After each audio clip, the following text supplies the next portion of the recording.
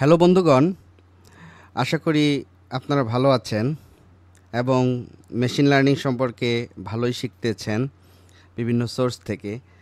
তো আজকে আমি গুরুত্বপূর্ণ কিছু বিষয় নিয়ে আলোচনা করব, যেগুলো আমাদের মেশিন লার্নিংয়ে খুবই গুরুত্বপূর্ণ ভূমিকা রাখবে ভবিষ্যতে।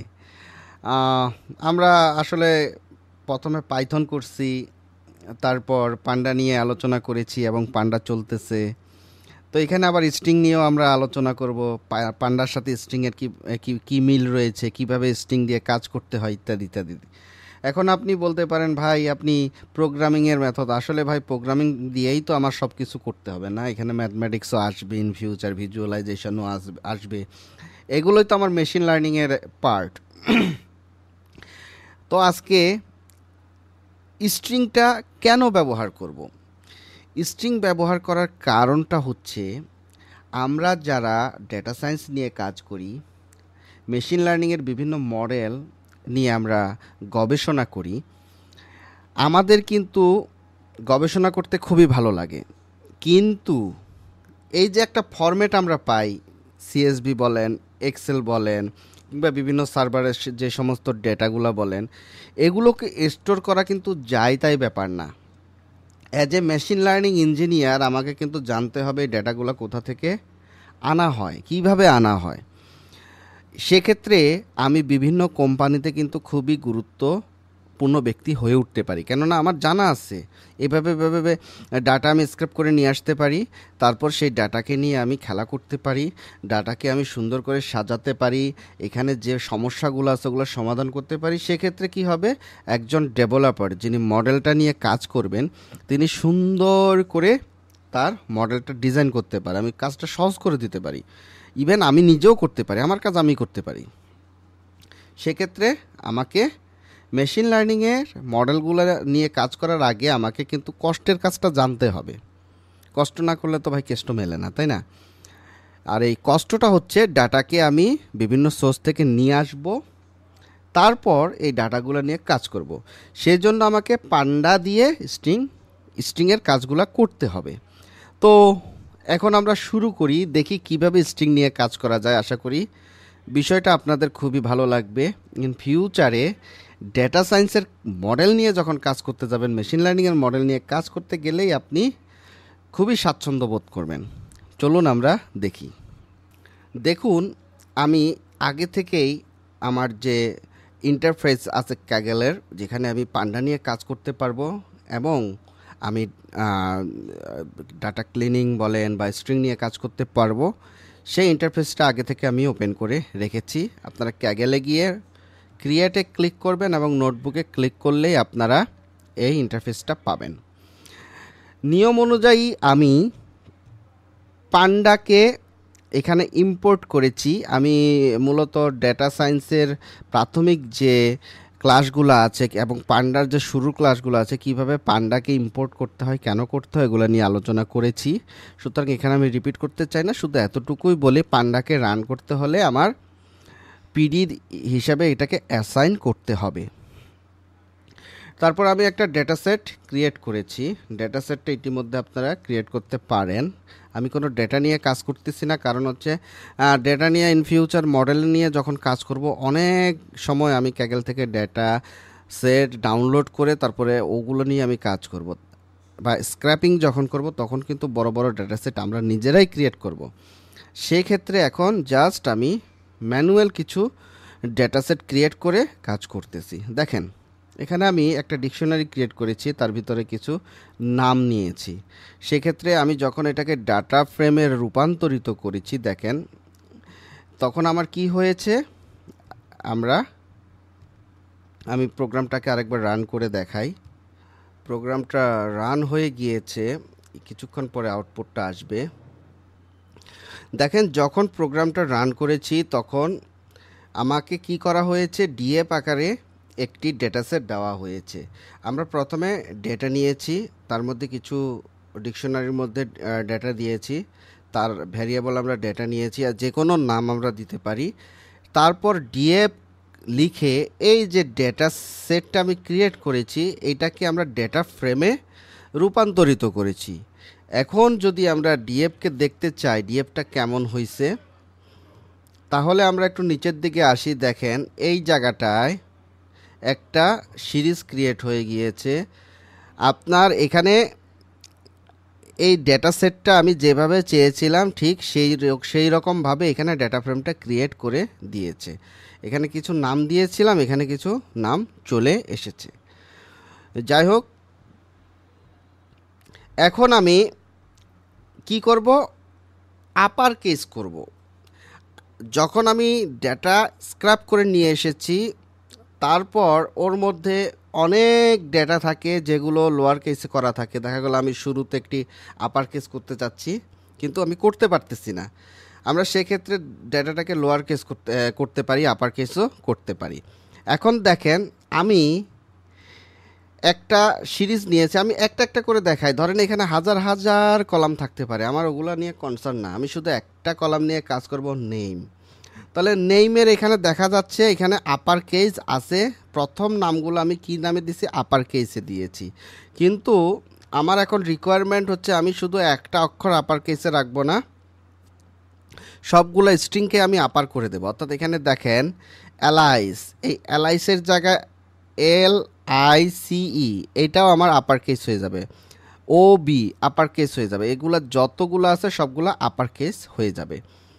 সেক্ষেত্রে আমি কি করব, দেখেন আমি আপার নামে আমি একটু বলে রাখি, আপনি যে কোনো কলাম করতে হলে, নতুন কোনো কলাম যদি ক্রিয়েট করেন, সেক্ষেত্রে আপনাকে এই ধাপগুলো আমার কিন্তু অনেকবারই আসবে, আগে থেকেই বলে রাখি।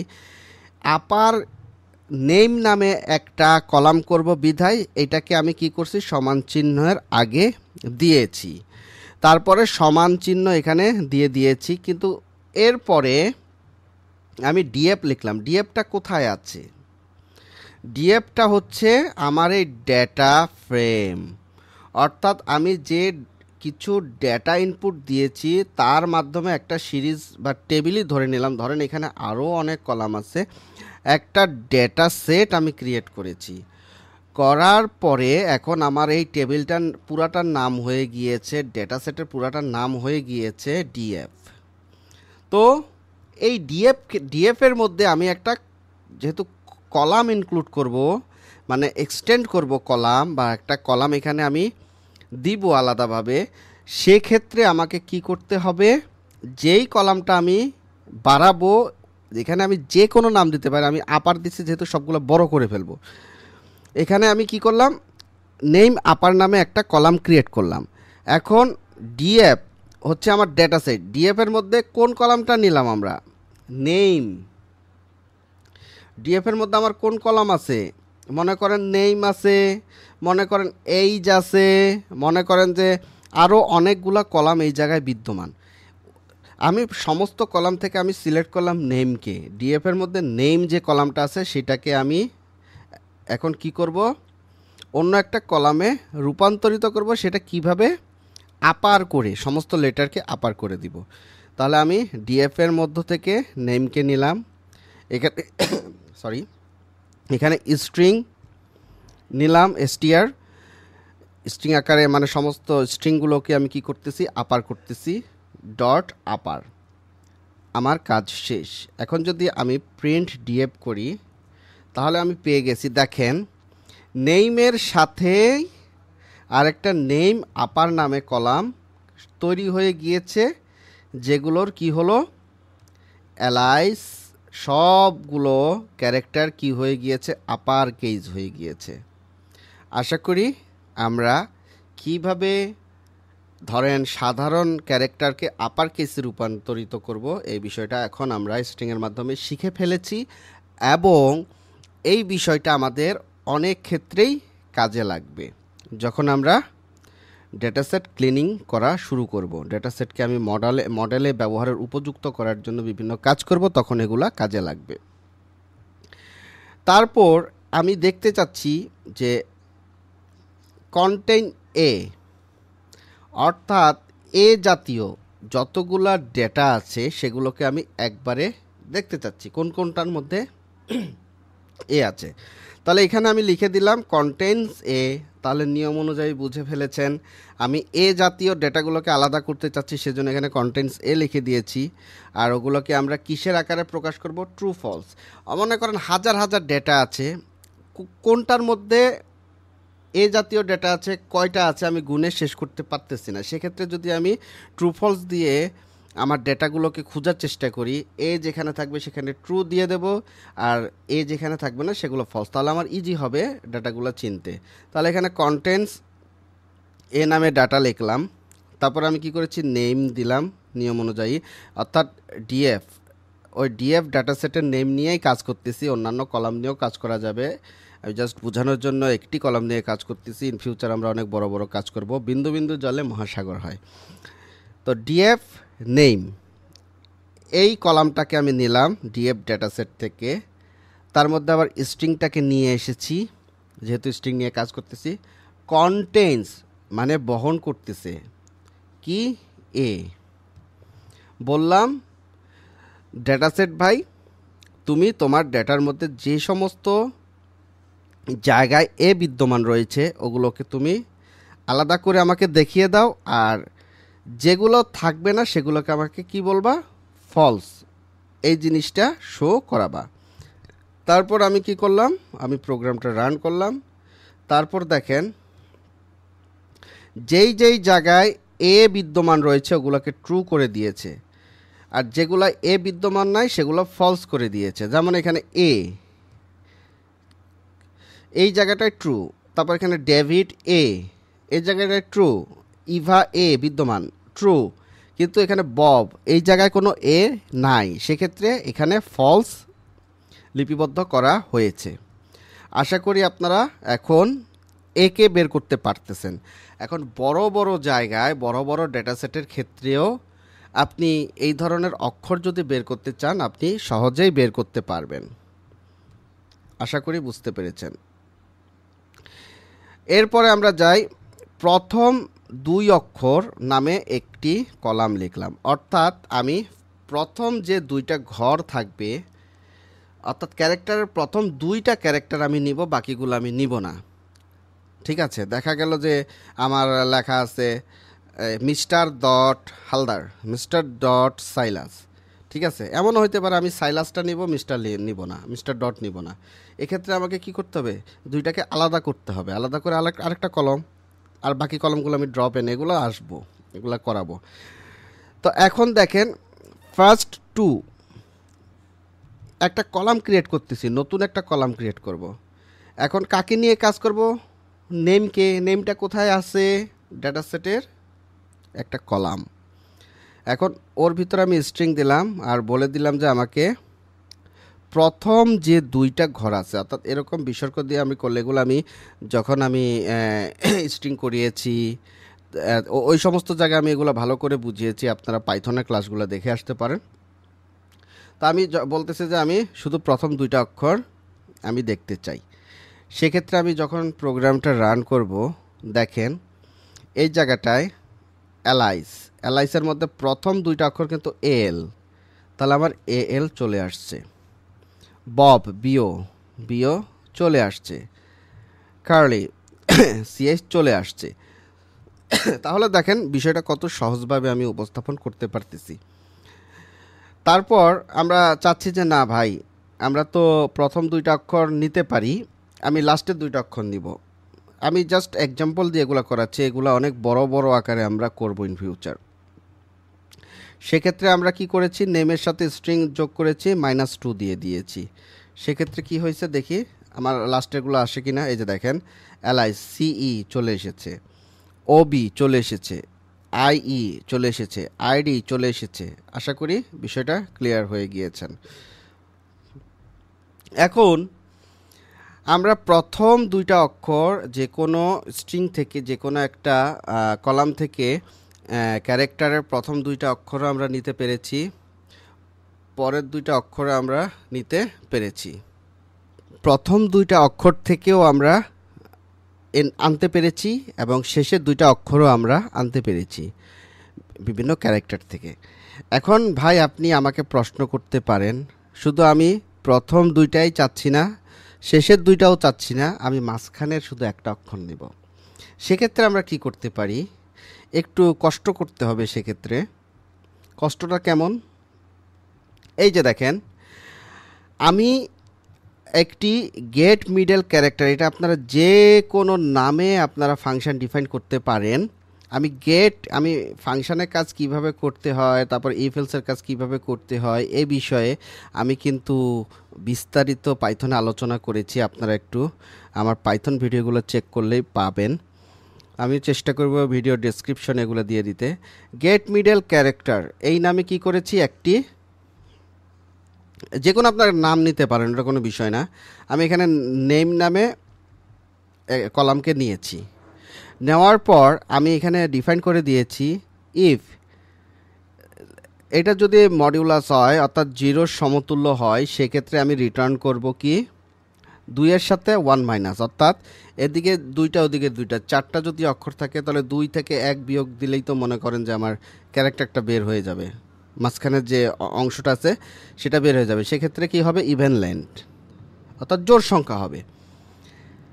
এছাড়া যদি জোড় সংখ্যা না হয়, যদি এটা বিজোড় সংখ্যা হয়ে থাকে, তাহলে কি করব, বিজোড় সংখ্যা হলে আমি জাস্ট এটার সাথে যদি আমি ইন্টিজার ভাগ করি, ইন্টিজার ভাগটা মানে হচ্ছে আপনার যদি 3.2 4.5 অর্থাৎ ফ্লোট জাতীয় কোনো অঙ্ক থাকে, কোনো নাম্বার থাকে, সেগুলোকে জাস্ট কি করে দেওয়া, ফ্লোর করে দেওয়া, অর্থাৎ 3.5 যদি থাকে আমি 5টা বাদ দিয়ে দেব, এখানে শুধু 3 নিব।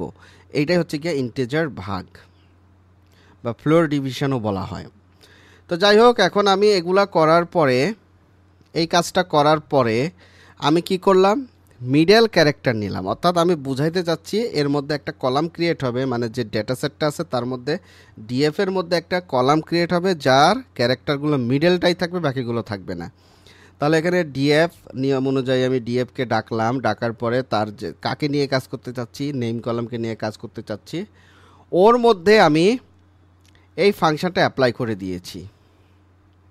দেখেন, অ্যাপ্লাই করার পরে যখন আমি এটাকে আমি প্রিন্ট করব, তাহলে দেখেন কি হয়েছে। আমি একটু নিচে টানি, অ্যালাইসের মধ্যে দেখেন এখানে 4টা সংখ্যা 5টা সংখ্যা আছে, এই দুইটা বাদ দিয়ে মাঝখানে শুধু আইকে সে নিয়েছে। ববের মধ্যে 2টা অক্ষরকে বাদ দিয়ে শুধু ও নিয়েছে।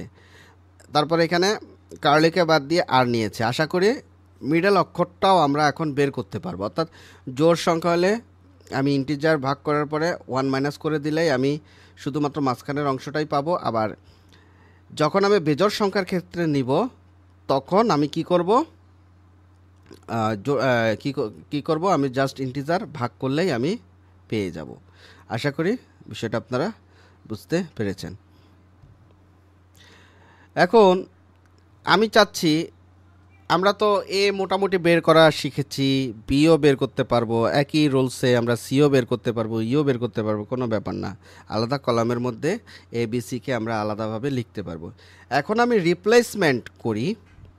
যদি আমরা মনে করেন অনেকগুলো ডেটা নিয়ে এসেছি, ডলার সাইন আছে, ডলার সাইনের জায়গায় যদি আমি একটা এ লিখতে চাই কিংবা এর জায়গায় @ লিখে দিতে চাই, সেক্ষেত্রে আমাকে কি করতে হবে, আমাকে রিপ্লেস করতে হবে। এই রিপ্লেসটা কিভাবে করব আমরা একটু দেখি। Replace A with @। এখানে রিপ্লেস নামে একটা কলাম নিয়েছি, যে কোনো কলাম আপনি বানাইতে পারেন। তারপরে এখানে ডিএফ নেম, এটা তো আমরা জানি কোথা থেকে এনেছি, স্ট্রিং। রিপ্লেস এর জায়গায় কি বলবো, এর জায়গায় যেন @ হয়ে যায়, সেক্ষেত্রে আমরা কেস করে দেব ফলস। আমরা যদি প্রোগ্রামটা রান করি, দেখেন যে সমস্ত জায়গায় এ রয়েছে এগুলো সবগুলো কি হয়ে গিয়েছে, @ হয়ে গেছে। আর যেটার মধ্যে এ নাই, সেটা যেহেতু আমি কেস ফলস করে দিয়েছি, সেখানে কোনো ইনভলভমেন্টই নাই, কোনো চেঞ্জই নাই। আশা করি এই বিষয়টা বুঝতে পেরেছেন। এখন যে কোনো রিপ্লেসের ক্ষেত্রে আপনি ভবিষ্যতে আশা করি সহজেই করতে পারবেন, অর্থাৎ আপনি যে অক্ষরটাকে রিপ্লেস করতে চান আপনি রিপ্লেস করতে পারবেন। এখন আমি যে বিষয়টা নিয়ে কাজ করব সেটা হচ্ছে গিয়া আপনার এ যে অক্ষরটা থাকবে, অর্থাৎ যে বরাবর এটা আছে এই অক্ষরটা আমি রাখবো না। এই অক্ষরটা না রেখে আমি ওই জায়গাটা থেকে দুটো অক্ষরকে আলাদা করে দেব। আমি এই বিষয়টা করে দেখাই, তাহলে বুঝতে পারবেন।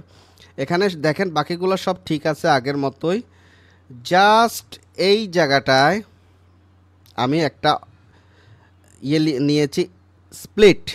এখানে আমি স্প্লিট লিখেছি। স্প্লিটটা কি করবে? ভাগ করে দিবে। কিভাবে ভাগ করে দেখেন, আমি বলেছি যে এ জাতীয় যত, এখানে আমি স্পেস, ফাঁকা স্পেস দিলে শুধু ফাঁকা স্পেস থেকে ফাঁকা করে দিবে। হ্যাঁ, আমি বলছি যে এই জিনিসটা আমার লাগবে না, যত এ আছে ওই জায়গাটা আমি কি করে দেবো? ফাঁকা করে দেবো। তাহলে আমি যদি এখন রান করি দেখেন, তাহলে দেখা যাচ্ছে এই যে স্প্লিট একটা অংশ আসছে। প্রথম অংশ যদি এ থাকে সেক্ষেত্রে তো আসলে কিছু করার নাই। আমি ম্যাজিকটা দেখাই। এখানে দেখেন খার্লি, CHA, দেখেন আপনারা নামে দেখেন CHARLIE, তাহলে এখানে এর জায়গায় কি হয়ে গিয়েছে? ফাঁকা হয়ে গিয়েছে। আমার আলাদা নাম করে দিয়েছে ডেভিড। ডি আলাদা, ভিড আলাদা। ইভা, এ এখানে নাই, কারণ এর জায়গায় কি করেছি? আমি ফাঁকা করে দিয়েছি। আমি তো বলেই দিছি যে স্প্লিটটা করবা এমন একটা জায়গায় যেখানে এ থাকবে। সুতরাং আশা করি আপনারা বুঝতে পেরেছেন। তারপর আমার আসতেছে জয়েন। এখন আপনার মনে হলো ভাই আমি ফাঁকা করে ভুল করে ফেলেছি, এখানে আমি ফাঁকা দিব না, তাহলে কি দিব? আমি এখানে একটা কি হাইপেন টেনে দিতে পারি, খুবই সুন্দর লাগবে। সেক্ষেত্রে আমি যে স্প্লিট যে অংশটা আছে, দেখেন আমি স্প্লিটটা করেছি, এই জিনিসটা আমার ভালো লাগতেছে না। এখানে এই যে কমা দিয়ে একটু ফাঁকা আছে, জিনিসটা আমার ভালো লাগতেছে না। এই জায়গাটা আমি একটা হাইফেন করে দিব। তো হাইফেন করে দিতে হলে এখানে আমি স্প্লিট কলামটা নিলাম, যেহেতু স্প্লিট করে ফেলেছি আমার তো এখন ভুল শুধরাইতে হবে। স্প্লিট কলামটা নিলাম, নেওয়ার পরে এখানে আমি জয়েন দিয়ে কি করলাম? এই হাইফেন অংশটা দিয়ে দিলাম। আমরা যদি প্রোগ্রামটা এখন রান করি তাহলে আমরা দেখতে পাবো জয়েনের মধ্যে অ্যালাইজ, বব, যেহেতু এগুলো কোনো পরিবর্তন করিনি, এগুলো আগের মতোই আছে। কার্লি, এই জায়গাটায় দেখেন এই ফাঁকা অংশের মধ্যে একটা হাইফেন জুড়ে দিয়েছি। আশা করি বিষয়টা আপনারা বুঝতে পেরেছেন। এখন এর মধ্য থেকে আমার যে সমস্ত কলাম দরকার নেই ওগুলো আমরা ড্রপ এনে করে আমরা মাইনাস করে দিতে পারি। কিভাবে আমরা কিংবা আমরা একটা ডেটা ফ্রেম ক্রিয়েট করে এই কলামগুলোকে নিয়ে আসলেও অটোমেটিক্যালি কি হয়ে যাবে? আমার একটা ডেটা সেট ক্রিয়েট হয়ে যাবে। ইন ফিউচার আমরা এগুলো নিয়ে যখন, যেহেতু আমি এগুলো নিয়ে কাজও করেছি আগের ভিডিওগুলোতে, আমরা আবার রিভিশন দেব। যখন আমরা ডেটা স্ক্র্যাপ করে নিয়ে আসব তখন এই বিষয়গুলো আমাদের একদম পানিবাদ হয়ে যাবে। জাস্ট আজকে আমি নমুনাটা দেখালাম কেমন কেমন হয়। যদিও ছোট, যদিও খুবই সোজা মনে হচ্ছে, কিন্তু আসলে আমরা যখন বড় বড় কাজ করতে যাব বিষয়গুলো অতটা সহজ থাকবে না, আমাদের মাথায় অনেক কিছু খেলবে না। আমরা যত প্র্যাকটিস করব তত ভালোভাবে আমরা পারবো। তো সবাইকে ধন্যবাদ আমার সাথে থাকার জন্য। আর আপনারা আমার ভিডিওকে লাইক দিবেন, কমেন্ট করবেন এবং বেশি বেশি সাবস্ক্রাইব করবেন। সেক্ষেত্রে আমি আরও ভিডিও বানাতে খুবই উৎসাহিত হব। সবাইকে ধন্যবাদ।